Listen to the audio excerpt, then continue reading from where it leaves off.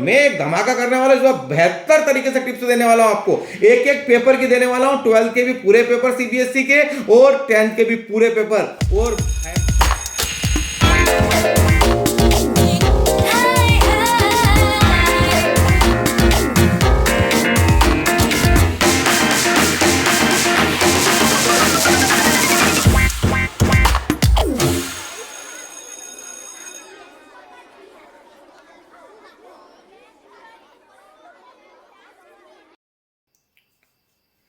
Dear students, Vande Mataram. भाई 10th और 12 की एग्जामिनेशन बहुत ज्यादा नजदीक है और तैयारियां तो आपने प्रारंभ कर ही दी हैं, लेकिन कोविड के 2 साल के बाद आप किसी प्रॉपर एग्जामिनेशन को फेस कर रहे हैं। जो विद्यार्थी इस बार 12 के एग्जामिनेशन दे रहे हैं, they are facing first time board examination in their life. भाई 12वीं के विद्यार्थी तो अपने जीवन की पहली बोर्ड परीक्षा का सामना कर रहे हैं, और जो 10 के विद्यार्थी हैं उनकी भी पहली ही बोर्ड एग्जाम है। 2 साल के कोविड ने कहीं ना कहीं जो हमारी स्थिति है उसको बहुत ज्यादा गंभीर कर दिया है, लेकिन हिम्मत नहीं हारना है, डटे रहना है। मैं आपके साथ हूं। इस बार हर पेपर के अंदर मैं आपको एक यूनिक स्ट्रेटेजी प्रोवाइड करने वाला हूं। 12 के सभी पेपर्स और 10 के भी सभी पेपर्स, और हर पेपर की प्रीवियस इवनिंग को मेरा वीडियो आप तक पहुंच जाएगा। तो प्लीज मेरे चैनल को आप जरूर सब्सक्राइब करिएगा। और इस बार मैं जो आपको टिप्स देने वाला हूं, डेफिनेटली एग्जामिनेशन के दिनों में आपकी बहुत ज्यादा मदद करने वाली है। तो ये वीडियो तो हम एग्जामिनेशन के दिन में देखते रहेंगे, हर पेपर की स्ट्रेटेजी को प्लान करेंगे और आपको एक बहुत बेहतर तरीके से गाइड करेंगे। लेकिन आज मैं आपसे एक बात करने जा रहा हूं, और वो बात यह है कि भाई आप आपके टाइम मैनेजमेंट को किस तरह से रखेंगे। क्या होना चाहिए आपका एक perfect time management during the examination. Things is very clear. भाई एक सीधी सी बात है कि जो टाइम आपको बेस्ट सूट करे वही आपके लिए परफेक्ट टाइम है। लेकिन वो टाइम जो आपको सूट कर रहा है ना, वो 1 या 2 दिन के लिए नहीं होना चाहिए, वो एक लॉन्ग ड्यूरेशन के लिए होना चाहिए। वो एग्जामिनेशन के मिनिमम 1 मंथ के लिए होना चाहिए कि आप फुल एनर्जी के साथ 100% प्रॉपर प्रोडक्टिविटी के साथ बेहतर तरीके से हर दिन काम करते चले जाएं, और आपकी जो प्रोडक्टिविटी का लेवल रहे वो बहुत ज्यादा हाई रहे। और उसके लिए बहुत ज्यादा जरूरी है कि मेरे इस वीडियो को अंत तक देखें और मेरे प्लान को आत्मसात करने की कोशिश करिए, फॉलो करने की कोशिश करिए। Definitely you will get very tremendous and very surprising result. चलिए मैं सबसे पहले बात करता हूं हॉलीडेज के दिन की। भाई अभी कहीं बच्चे स्कूल नहीं जा रहे हैं, पीएल ले लिए है, घर पे सेल्फ स्टडी में लगे हुए हैं, तो हम बात करते हैं सेल्फ स्टडी से कि आप जब घर पे ही फुल टाइम है तो किस तरह से आपको अपने टाइम मैनेजमेंट को रखना है। देखिए सबसे पहले तो मैं आप लोगों से निवेदन करूंगा कि हमारी बॉडी की जो बायोलॉजिकल साइकिल है, प्लीज उसको डिस्टर्ब मत करिए। अरे यार ये मत करिए कि रात की 2 बजे तक पढ़ रहे हैं, 3 बजे तक पढ़ रहे हैं और सुबह दूसरे दिन 11 बजे तक सो रहे हैं। It's not fair, it's not fair. नहीं भाई ये गलत है। ठीक है, आपको लगता है कि आपने बहुत अच्छी पढ़ाई की है, लेकिन हर दिन आप इस तरह से पढ़ाई नहीं कर सकते। कहीं ना कहीं जो प्रकृति प्रदत्त हमारी बॉडी की जो बायोसाइकिल है, जिसकी वजह से हम एनर्जेटिक रहते हैं, बहुत बेहतर तरीके से अपने कामों को करते हैं, वो कहीं ना कहीं हम डिस्टर्ब कर रहे हैं। आप कोशिश करिए कि आप इस बायोसाइकिल को फॉलो करें और उसी के अकॉर्डिंग आप अपने टाइमिंग को मैनेज करें। तो आपकी बॉडी का पूरा ध्यान रखते हुए, आपकी प्रोडक्टिविटी का पूरा ध्यान रखते हुए मैं टाइम टेबल आपके साथ शेयर कर रहा हूं। तो चलिए हम सबसे पहले बात करते हैं कि यदि पूरे दिन घर में है तो आपको कितने घंटे पढ़ना चाहिए। तो भाई सीधी सी बात है, minimum 9 hours and maximum 14 hours. 24 घंटे आप घर पे हैं। अगर 24 घंटे आप घर पे हैं तो आपको कम से कम 9 घंटे प्रतिदिन पढ़ाई करनी ही चाहिए, और 14 घंटे ज्यादा से ज्यादा पढ़ाई करनी चाहिए। मैं किसी भी विद्यार्थी को सजेस्ट नहीं करूंगा कि भाई 14 घंटे से ज्यादा पढ़ाई करो, और किसी को यह भी सजेस्ट नहीं करूंगा कि 9 घंटे से कम पढ़ाई करो। तो बच्चों क्या रहा भाई, मैटर इज वेरी क्लियर कि आपको कम से कम 9 घंटे पढ़ाई करना है। लेकिन एक बात और ध्यान रखना, एक सिटिंग के अंदर मैक्सिमम 3 आवर्स, राइट। 3 घंटे, एक सिटिंग में 3 घंटे से ज्यादा मत पढ़ो। सब्जेक्ट का चयन आप आपके अनुसार कर सकते हो, लेकिन सब्जेक्ट को चेंज करिए अपनी प्रोडक्टिविटी को बनाए रखने के लिए, राइट, अपने इंटरेस्ट को बनाए रखने के लिए। अपने आप को एनर्जेटिक बनाए रखने के लिए। यहां मैं आपको कोई स्पेशल सजेशन देना नहीं चाहूंगा, बस मैं इतना ही बोलना चाहूंगा कि भाई सब्जेक्ट को चेंज करिए। आप उस 3 घंटे के एक सिटिंग के अंदर आप एक सब्जेक्ट पढ़ रहे हैं, 2 पढ़ रहे हैं, 3 पढ़ रहे हैं, it's depend on you, right. तो चलिए अब हम बात करते हैं, सबसे पहले सबसे आइडियोलॉजी के ऊपर जाते हैं। 9 घंटे के एक शेड्यूल की बात करते हैं। जब हम घर पे हैं तो 9 घंटे में हम किस तरह से हमारे टाइम को मैनेज कर सकते हैं। 3 सिटिंग आप लगाइए।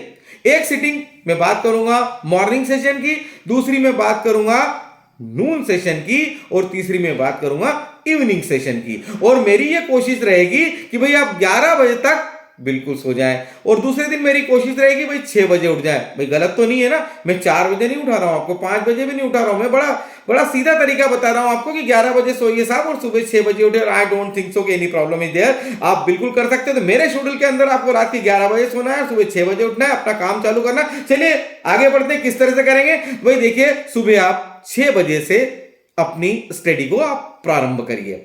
यहां मैं सजेस्ट करूंगा भाई बेटर रहेगा 5:30 बजे उठ जाओ, थोड़ा सा मॉर्निंग वॉक, थोड़ी सी योगा, थोड़ा सा एक्सरसाइज कर लो, अपने आप को एनर्जेटिक बना लीजिए और 6 बजे से बैठ जाइए। एक 3 घंटे की सिटिंग लगाइए, 6 से 9, 6 AM to 9 AM, 6 से 9 बजे तक आपको पढ़ना है। 9 बजे के बाद मैं आपको रिलैक्स कर रहा हूं भाई, एक रिलैक्स जोन में चले जाइए। 3 घंटे यदि आपने एक जैसी पढ़ाई कर ली बिल्कुल फ्रेश मूड के अंदर, एक हाई प्रोडक्टिविटी के साथ, तो जो रिजल्ट्स आपको मिलेंगे ना वो बहुत बेहतर तरीके से मिलेंगे।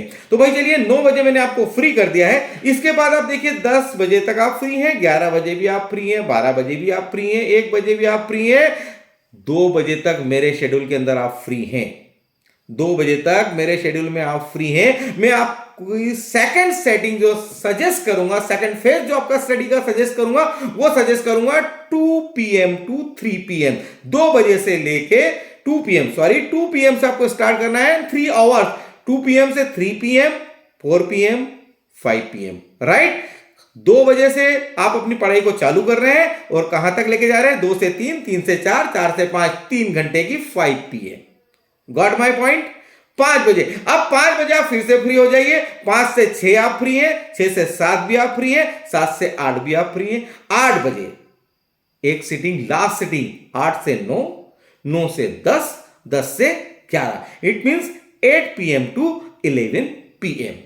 Got my points, right. मैंने 3 फेज आपको बताया, 3 सिटिंग आपकी बताई है, 3-3 घंटे की, यहां पे 9 घंटे हो रहे हैं। और देखिए कितना समय मिल रहा है आपको अपने आप के लिए। आपको मैं कब फ्री कर रहा हूं भाई, देखिए मैं आपको जल्दी नहीं उठा रहा हूं, मैं आपको बोल रहा हूं कि आप आराम से उठिए, 5:30 बजे उठिए, आधा घंटा योगा एक्सरसाइज करिए, फ्रेश होइए और आप 6 बजे से 9 बजे तक पढ़िए। 6 से 9, 9 के बाद आप 9 से 10 1 घंटा, 10 से 11 2 घंटा, 11 से 12 3 घंटा, 12 से 1 4 घंटा और 1 से 2 5 घंटे फ्री कर दिया यार। क्या करना चाहते हो, सब काम आप कर सकते हो, लेकिन एनर्जी एग्जॉस्ट मत करना है, एनर्जी का लॉस मत करना। अगर एग्जॉस्ट हो जाओगे ना तो फिर भाई एनर्जी तो अभी आपको कहीं ना कहीं बचा के रखना ही पड़ेगी, राइट। मैंने 5 घंटे आपको इधर फ्री कर दिया है। 5 बजे मैं आपको फिर से फ्री कर रहा हूं, 5 से 6, 6 से 7, 7 से 8, 3 घंटे में आपको फिर से फ्री कर रहा हूं, राइट। 5 घंटे आपको मैंने इधर फ्री कर दिया, 3 घंटे आपको इधर फ्री कर दिया, अब 8 घंटे आप फ्री हो चुके हैं, ओके। और आप उसके बाद 11 बजे आप सो रहे हैं। 11 से कब तक सो रहे हैं भाई, 5:30 तो मैं बोल ही रहा हूं, 6 भी बोल रहा हूं भाई, 6 बजे स्टार्ट करो, no issue not at all. 7 घंटे आप सो रहे हो, मोर देन सफिशिएंट। आप पर्याप्त मात्रा में नींद ले रहे हो और एज वेल एज 8 घंटे आपको मिल रहे हैं रिलैक्स होने के लिए। मैंने देखो क्या बोला था आपको, मिनिमम 9 घंटे, मैक्सिमम 14 घंटे। तो मैंने आपको जो बताया 8 घंटे आपके फ्री है ना, that also you can utilise as per your capacity, as per your capability, you can utilise this hours also. और आप इसीलिए मैंने आपको बताया कि आप घर पे जब हैं तो मिनिमम 9 घंटे बहुत मस्त होकर आप पढ़ाई कर सकते हैं, भरपूर नींद ले सकते हैं, अपने डेली रूटीन की सभी एक्टिविटीज को आप संपादित कर सकते हैं, अपने आप को रिफ्रेश कर सकते हैं, एनर्जेटिक रह सकते हैं और एक आनंद के साथ 9 घंटे एक हाई प्रोडक्टिविटी के साथ आप बहुत बेहतर तरीके से पढ़ सकते हैं। और यदि आपकी कैपेसिटी बहुत ज्यादा है, आप अभी भी एनर्जेटिक फील करते हैं 9 घंटे के बाद भी, तो मैंने आपको क्या बताया कि भाई मैंने 8 घंटे आपके लिए फ्री करें, तो ये 5 घंटे आप और एक्स्ट्रा यूटिलाइज कर सकते हो और 9 से आप सीधे भाई पहुंच सकते हो 14 घंटे के शेड्यूल पे। और मैं डैम श्योर हूं भाई, अभी तो 1 महीना है, परीक्षाएं खत्म होते हैं, हमको 8-8 दिन सब एग्जाम में मिल रहे हैं। अगर हम हर दिन को कैलकुलेट करेंगे, मैं जब हर सब्जेक्ट का एक स्ट्रेटेजी प्लान करता हूं, वीडियो डालूंगा, वहां पे ये चीज आपको बहुत बेहतर तरीके से मैं आपको क्लियर करूंगा। तो पर्याप्त समय आपके पास, जब आप घर पे रह रहे हैं ना, तो 9 घंटे से लेके 14 घंटे की पढ़ाई बहुत बेहतर तरीके से आप कर सकते हैं। राइट, चलिए अब मैं बात करता हूं यदि आप स्कूल जा रहे हैं। ओके, यदि आप स्कूल जा रहे हैं तो मैं आपको सजेस्ट करूंगा पर डे मॉर्निंग से लेके नाइट तक के लिए आप घर पे सेल्फ स्टडी कर सकते हैं स्कूल आवर्स के अलावा अराउंड 6 आवर्स, 6 घंटे प्रतिदिन आप स्कूल के साथ अपनी पढ़ाई को मैनेज कर सकते हैं। यहां पर आपको क्या करना है बच्चों, 2 घंटे का एक शेड्यूल आपको फिक्स करना है मॉर्निंग आवर्स में as per your school schedule. Right, जो आपके स्कूल के टाइमिंग है उसके अकॉर्डिंग आप मॉर्निंग के अंदर वो 6 से 8 तक का शेड्यूल आप सेट कर सकते हो, 5 से लेकर 7 तक का एक शेड्यूल आप सेट कर सकते हो।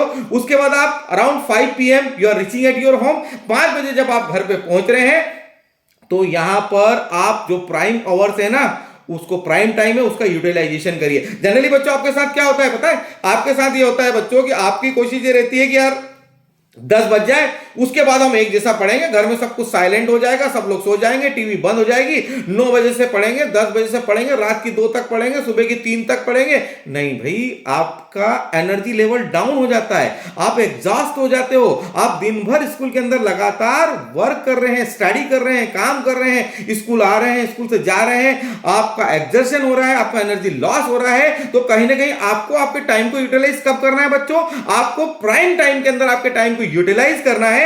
और as per the prime time आपको कहीं ना कहीं अपने स्टडी शेड्यूल्स को अराउंड आप 6 बजे से अपने स्टडी शेड्यूल को बना लीजिए, 6 PM ऑनवर्ड। अगर मैं 6 से बात करता हूं 11 बजे तक की, तो बच्चों 5 घंटे हैं आपके पास। कितने घंटे हैं? 5 और 6 to 7, 7 to 8, 8 to 9, 9 to 10, 10 to 11। Right, तो भाई यहां पे कहीं ना कहीं हमारे पास 5 आवर्स हैं।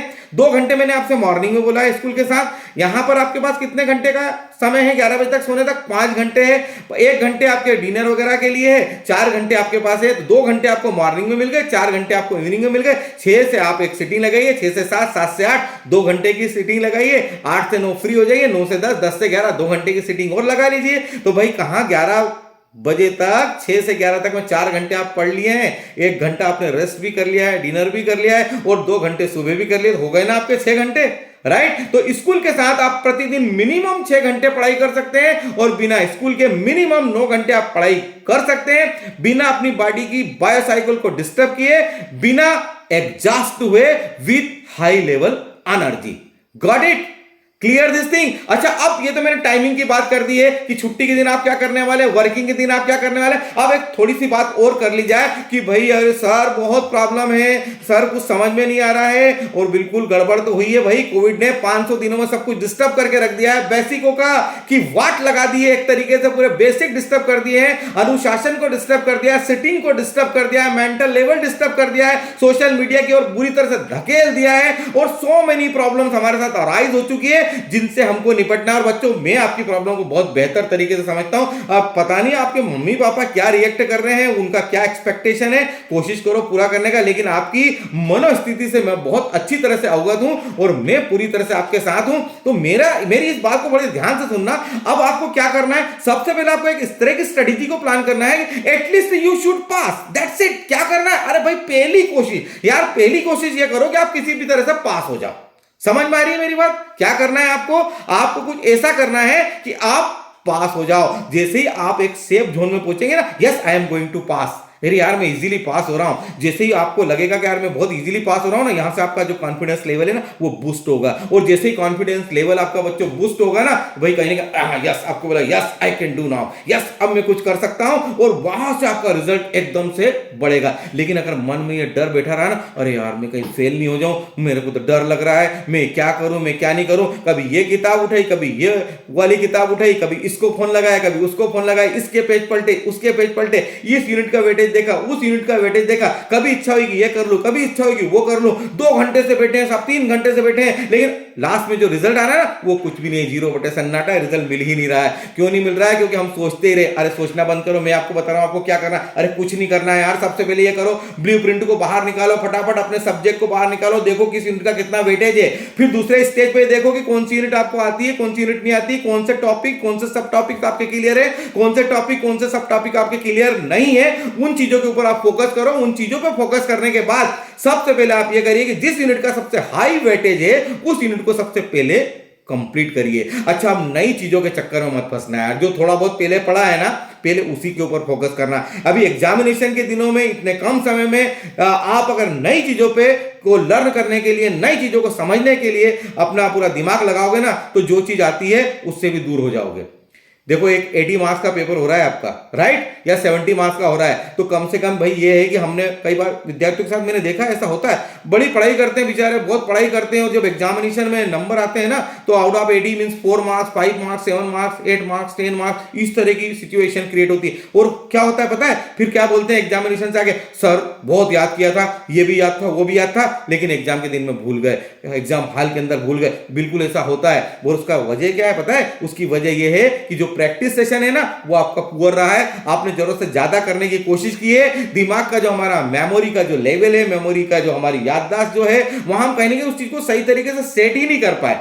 सेट इसलिए नहीं कर पाए, देखो बच्चों एक चीज होती है, क्या होता है पता है, आज जो पढ़ा है ना, आज जो दिन में पढ़ा है ना यार, शाम को पढ़ लो उसको, शाम को पढ़ लो एक बार, शाम को पढ़ने के बाद तीसरे दिन एक बार फिर से पढ़ लो, तीसरे दिन एक बार फिर से पढ़ लो, 7वें दिन एक बार फिर से पढ़ लो। मेरी गारंटी 100% गारंटी है, 2 साल के बाद भी एक रीडिंग लगाओगे ना, वो चीज पूरी तरह से याद आ जाएगी। लेकिन ऐसा हम नहीं कर पाते हैं, एक बार पढ़ के छोड़ देते हैं और 10 दिन के बाद उसको वापस से उठाते हैं। भाई मैंने क्या बताया आपको, 10 दिन के पहले 2 बार आपका इस चीज के ऊपर रिवीजन हो जाना था, 2 बार उसको पढ़ लेना था, 2 बार उसको देख लेना था, तो मेमोरी की एक स्टेबल लेयर के ऊपर फिक्स हो जाती है, सेट हो जाती है। लेकिन ऐसा नहीं हो पाया, इसी वजह से प्रॉब्लम है। चलिए छोड़िए, अभी तो इतना समय नहीं है इन सब चीजों के लिए हम डिस्कस करें। अभी मैंने आपको क्या बताया, कुछ नहीं करना है, आपको सबसे पहले उन यूनिट्स को पूरा करना है जिनका वेटेज बहुत ज्यादा हाई है।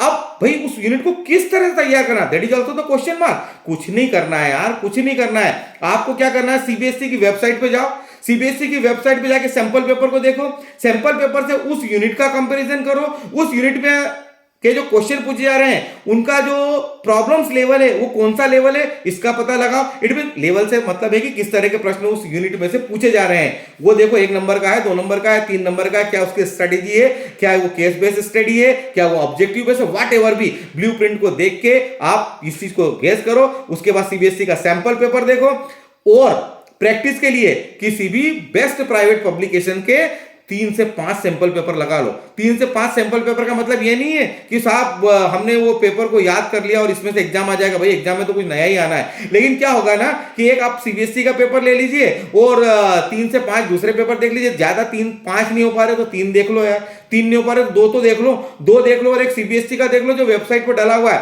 3 पेपर को जब आप देखते हो और एक यूनिट का कंपैरिजन इस 3 ही पेपर से करते हो तो definitely you will get the clue points. कैसे क्लू पॉइंट्स मिलेंगे बच्चों आपको क्लू पॉइंट ये मिल जाएगा कि यार पेपर कैसा आने वाला है, इस यूनिट में से कैसे क्वेश्चन मेरे को लगाना है, किस तरह से मेरे को अपनी प्लानिंग को बेहतर रूप से करना है कि मैं इस यूनिट के क्वेश्चन को सही तरीके से अटेम्प्ट कर लूं। जब आप मिनिमम 3 पेपर भी देखते हैं ना तो उस यूनिट के पेपर का लेवल आपको समझ में आ जाता है, पेपर का आइडिया, क्वेश्चन का आइडिया उस पर्टिकुलर यूनिट के लिए आपका जनरेट हो जाता है। और बच्चों उसके बाद क्वेश्चन का रट्टा नहीं लगाना है, उस क्वेश्चंस के लेवल को देख के उस टॉपिक के कॉन्सेप्ट को आपको क्लियर करना है, उस टॉपिक को समझने की कोशिश करना है।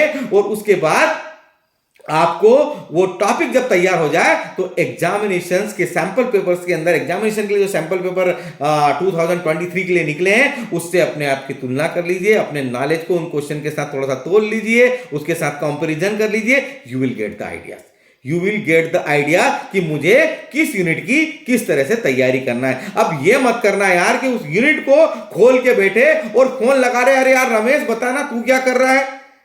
अच्छा रमेश एक काम करते हैं यार, मैं सुरेश को भी लाइन पे ले रहा हूं और वहां से अपन क्लियर करते हैं कि यूनिट की तैयारी कैसे करें। देखिए बच्चों, हर बच्चे का एक अपना अलग अलग लेवल है, हर बच्चे का आईक्यू लेवल अलग है, पढ़ने का तरीका अलग है, हर बच्चे के 2 साल के कॉन्सेप्ट की स्थिति बिल्कुल अलग अलग है। तो यहां पर एक दूसरे से ज्यादा डिस्कस करना बंद करो, ज्यादा एक दूसरे की तुलना करना बंद करो, ज्यादा किताबें देखना बंद करो। ये मत करो कि अरे तेरे पास अरिहंत है तो मुझे दे दे, तेरे पास ओसवाल है तो मुझे दे दे, तेरे पास एडुकार्ड है तो मुझे दे दे, तेरे पास एग्जाम्पलर है तो मुझे देते, अरे यार ये बंद करो, जो मटेरियल आपके पास है ना उसी को देखो, और एग्जाम में उस पर्टिकुलर यूनिट, उस पर्टिकुलर टॉपिक, उस पर्टिकुलर सब टॉपिक से किस तरह से क्वेश्चन पूछे जा रहे हैं, इससे इस बात को गेस करो कि आपको उस टॉपिक को किस लेवल पे स्टडी करना है, किस लेवल पे आपको पढ़ना है, उसको इस लेवल पे तैयार करो, और जो आपकी प्रॉब्लम्स आ रही है वो किसी एक्सपर्ट के साथ शेयर करो. You can share this particular problems at your school also, as well as you can share this all at your coaching centre also, और definitely you will get very